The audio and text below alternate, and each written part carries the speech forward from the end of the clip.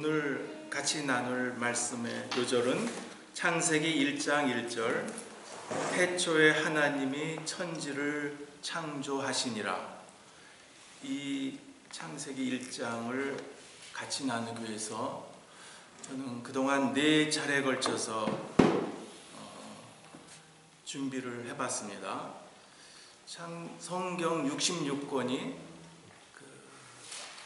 길게는 모세오경부터 시작한다면 3500년 전, 또 예수님 시대에 바울 서신 포함해서는 2000년 전으로 거슬러 올라가다 보니까 우리가 여러 가지 성경 66권을 읽을 때 생각해야 할 점들이 있을 것 같아서 첫 번째로 저는 필립의 성경 읽기라는 제목으로 같이 말씀을 나눈 적이 있습니다.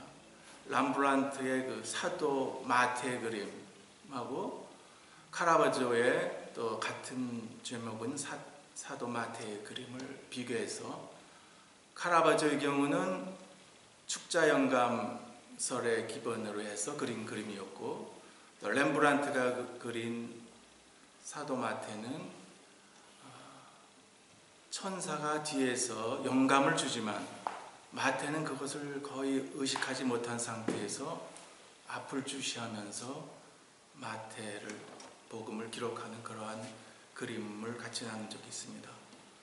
두 번째로는 고린도전서 11장에서 우리가 봤듯이 고린도 교회에서 여자들이 예배 때 하얀 수건을 머리에 쓰게 했지만 현재 우리 개신교에서는 머리에 쓰지 않습니다. 그와 마찬가지로 그 고린도 교회의 그 특수 문화, 그 상황을 우리가 이해를 했을 때 지금은 우리가 안 써도 되는구나 하는 것을 알게 됐죠.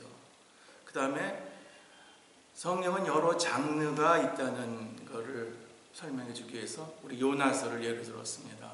요나서의 경우 요나를 삼킨 큰 물고기는 암논 큰 물고기였고 순놈 큰 물고기였고 요나를 3일간 뱃속에 가두었던 물고기는 암논 큰 물고기였다.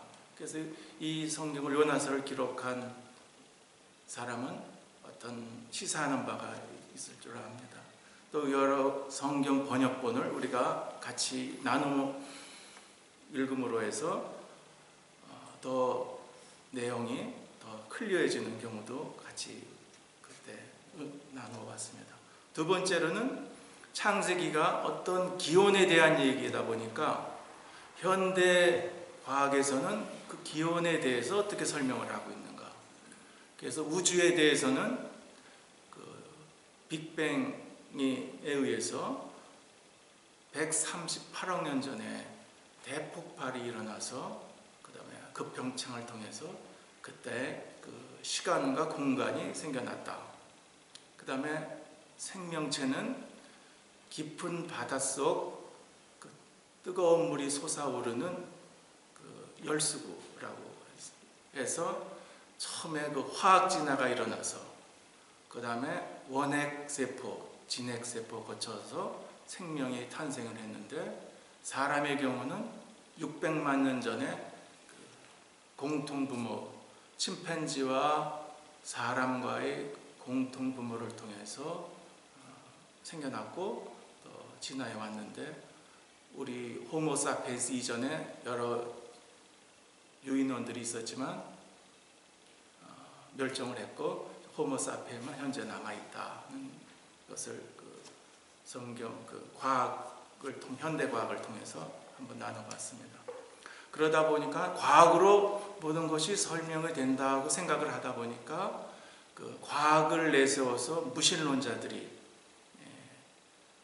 하나님이 창조한 것이 아니고 진화를 통해서 우주 만물이 생성됐다고 보는 그런 무신론자들이 생겨나게 됐습니다. 대표적으로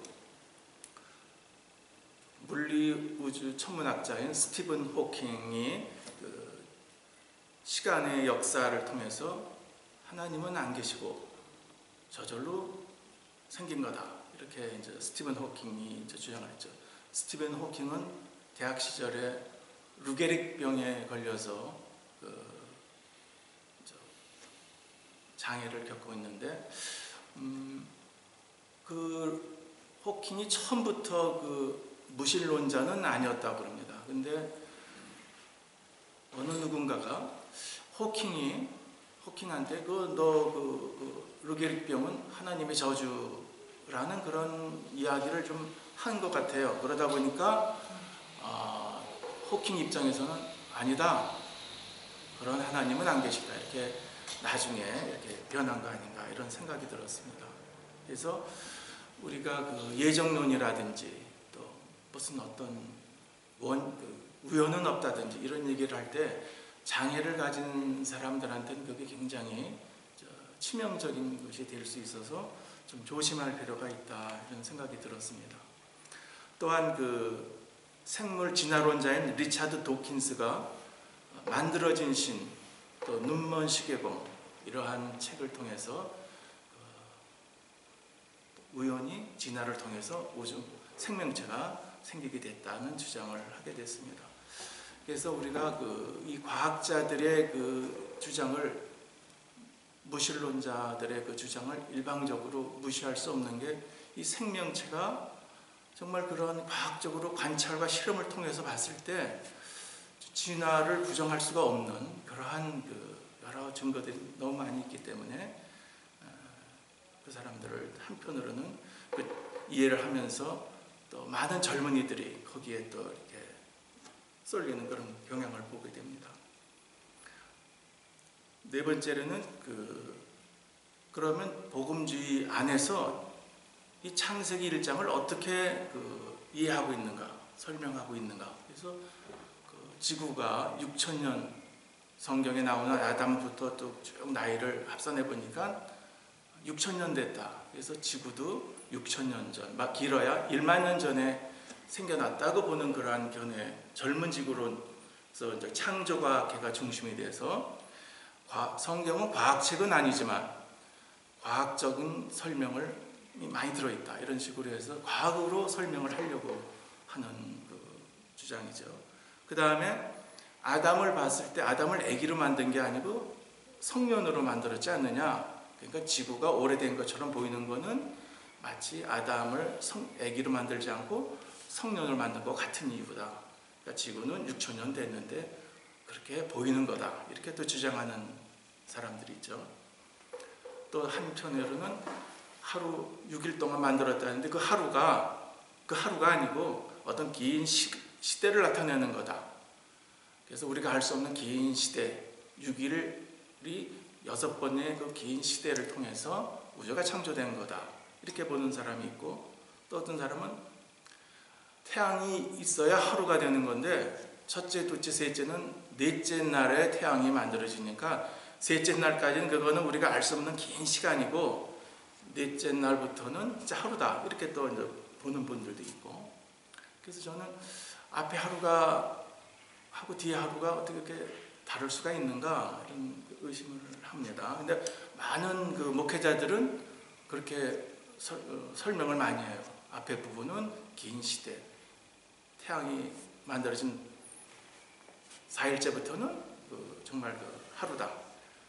그 다음에 이제 최근에는 이제 진화론을 받아들여서 진화에 의해서, 진화란 방법을 통해서 하나님이 생물을, 모든 우주 만물을 창조했다, 이렇게 이제 설명을 하는데, 거기에도 또 두 가지가 있죠.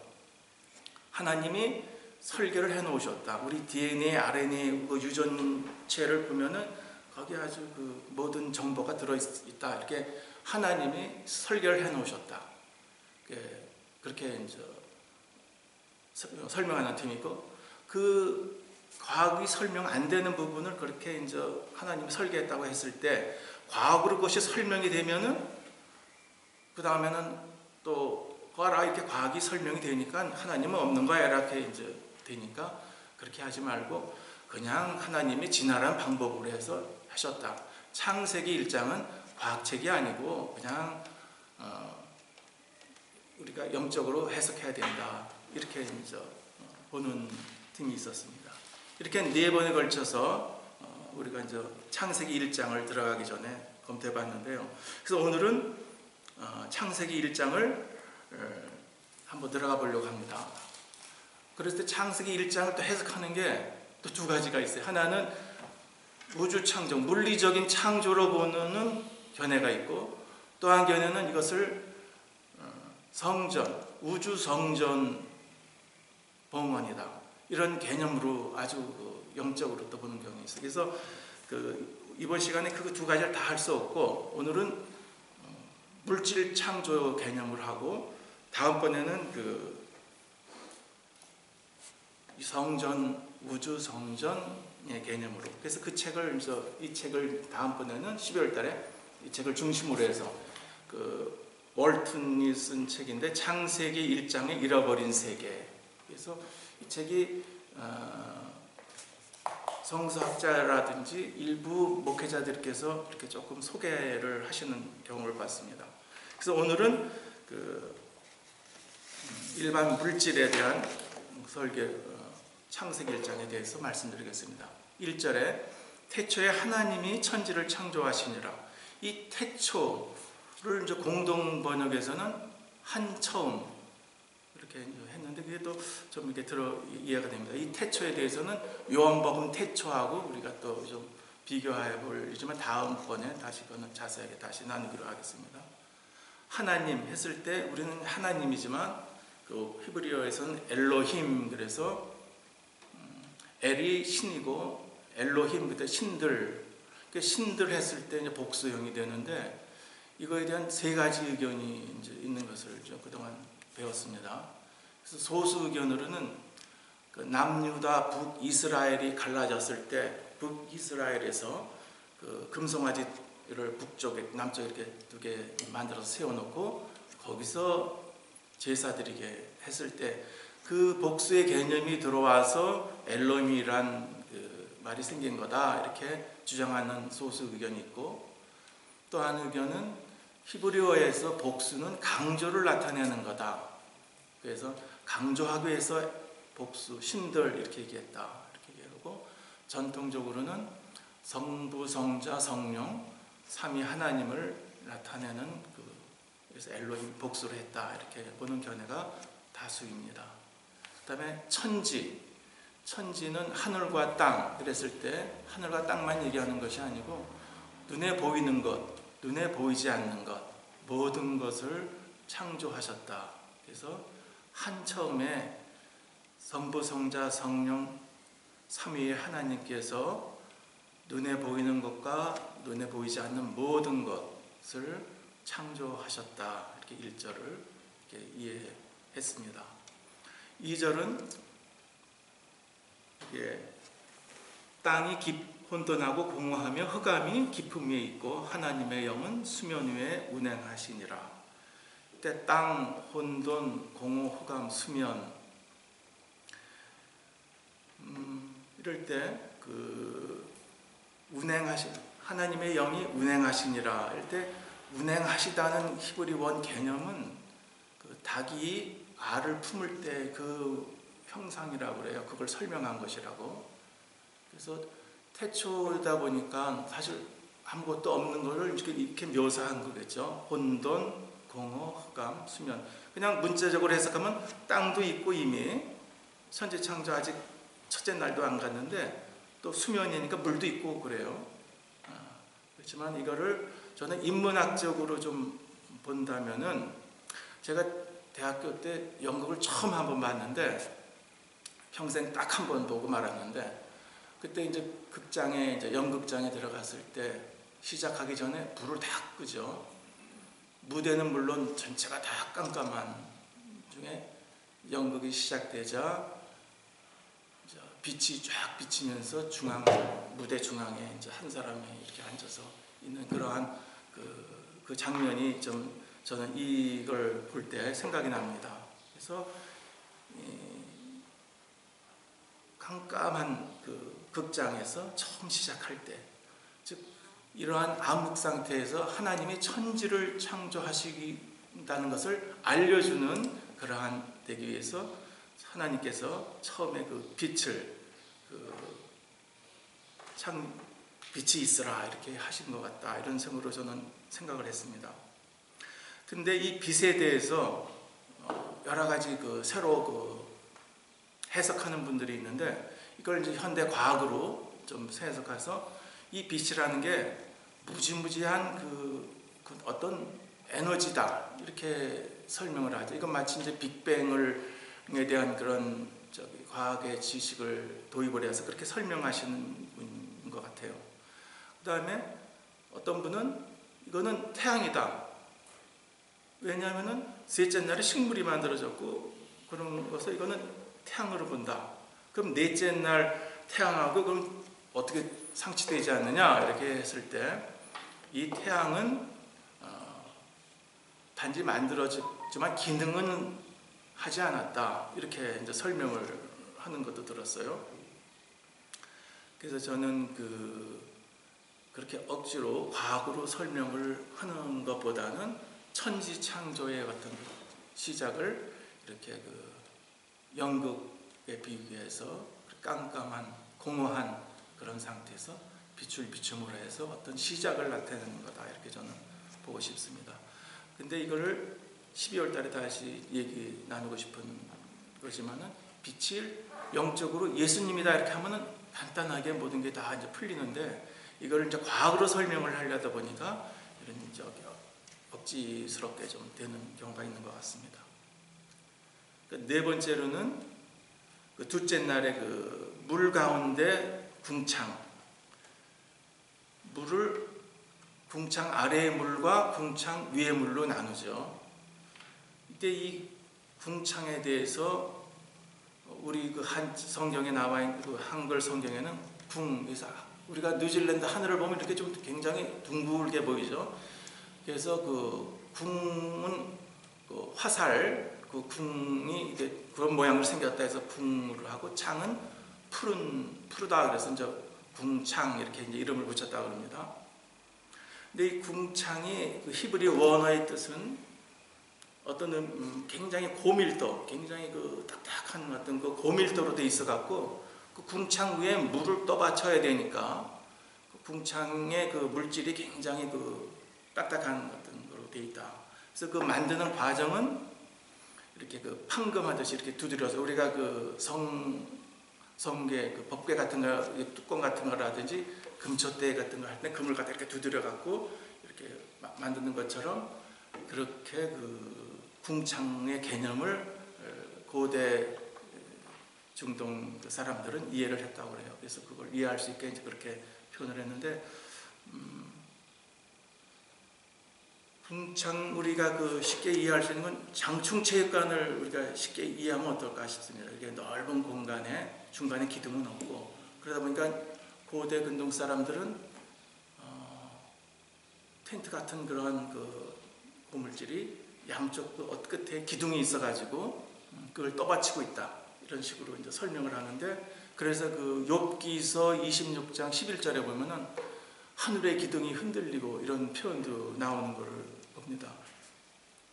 그래서 물이 하늘 궁창 위의 물과 궁창 아래의 물, 그래서 고대 근동 사람들은 비가 오는 원인을 알지 못하다 보니까, 지금은 우리가 물이 증발해서 수증기가 돼서 하늘로 올라가서 구름이 돼서 비가 내린다, 이렇게 우리가 이해를 하지만, 그 당시 사람들은 궁창의 창문이 열렸을 때 비가 내리는 거고, 궁창문이 닫히면은 비가 안 오고, 이런 개념으로 이해한다고 이렇게 고고학자들은 설명을 합니다.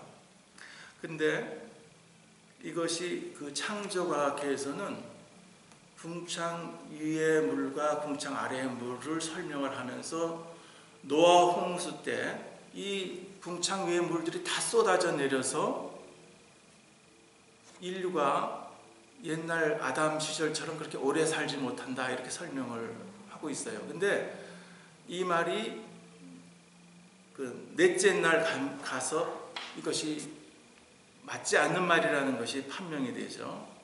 그거는 이제 넷째 날 다시 말씀드리기도 하고, 그 다음에 셋째 날은 땅과 바다가 만들어지면서 여기를 땅을 채우기 위해서 풀, 채소, 나무, 근데 우리가 일반적으로 생각할 때 태양이 만들어지기 전에 채소, 나무 이런 것들이 이제 하나님께서 창조하시는데 이것만 보더라도 하나님께서 이 지금 6일간의 창조 개념은 우리 물질적인 창조가 아니다라는 것을 느낄 수 있을 것 같아요. 굳이 이것이 물질 창조라고 하면은 셋째 날하고 넷째 날을 이렇게 바꿔서 하면은 이렇게 혼란이 우리가 안 오는데 이렇게 셋째 날 식물들을 창조하고 넷째 날에 대해서 해와 해를 창조하는 그런 것을 봅니다. 그래서 넷째 날은 하늘의 궁창에 해와 달과 별을 만들어 놓치게 되죠.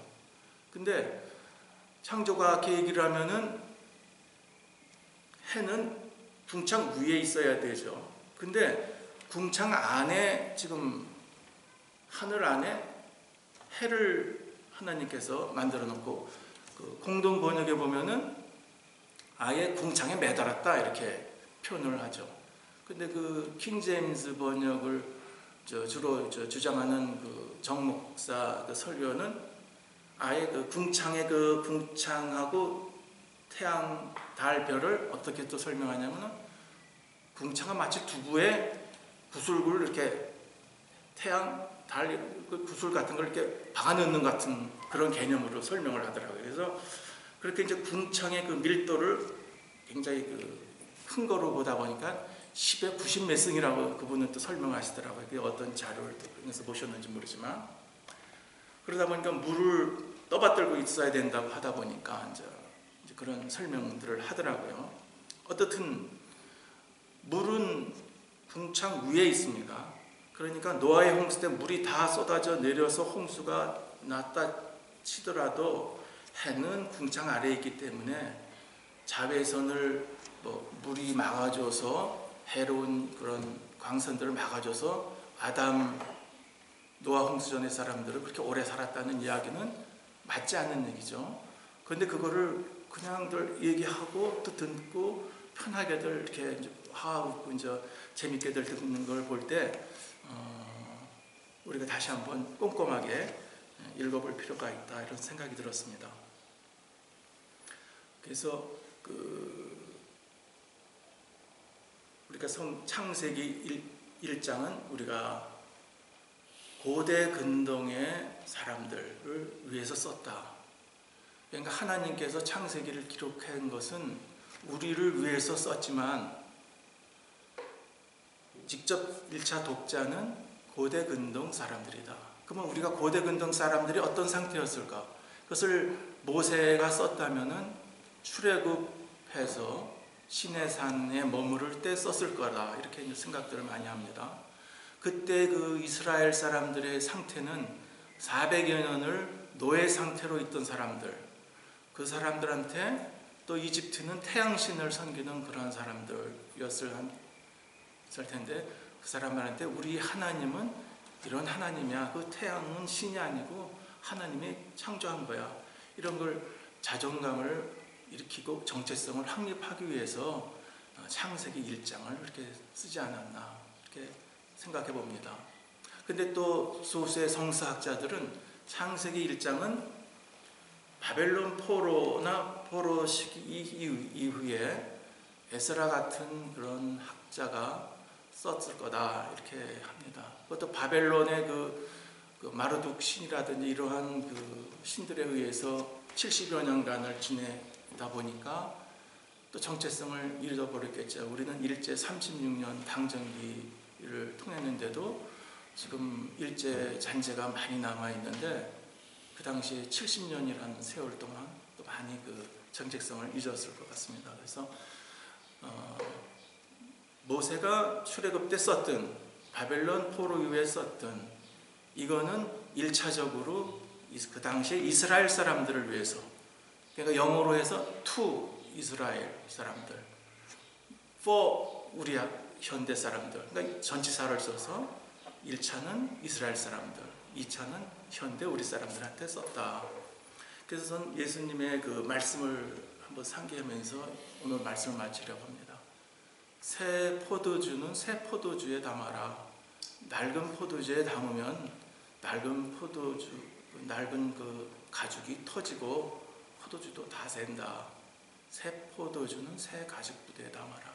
그래서 우리는 창세기 1장을 고대 그 근동 사람들, 그 당시에 이스라엘 사람들의 눈높이로 내려가서 창세기 1장을 봐야지 이걸 현대 과학으로 설명을 하려다 보니까 억지가 되고 젊은이들한테는 굉장히 그 혼란을 야기하는 그런 게 됩니다. 그래서 성경에는 비유법을 많이 사용했죠. 앵두 같은 입술, 그 다음에 은유법, 호수 같은 마음, 내 마음은 호수요, 뭐 이렇게 이제 은유법. 그 다음에 우리가 흔히 듣지 못하는 또 하나가 있는데 어코모데이션이라는 말을 써요. 그러니까 숙소, 이렇게 호텔 그런 거를 이제 어코모데이션. 근데 그걸 이제 동사로 해서 뭐 수용, 또 적용 이런 말로도 또 이제 해석을 되는데 고대 근동 사람들의 그 당시 사람의 눈높이에 맞춰서 하나님께서 모세가 됐든 그 누가 됐든 사람한테 이것을 기록하게 했다. 그래서 그 어코모데이션의 방법을 썼다. 이렇게 해서 우리가 창세기 1장을 읽으면 더 편하게 읽을 수 있을 것 같습니다. 이상입니다. 다 같이 기도드리겠습니다.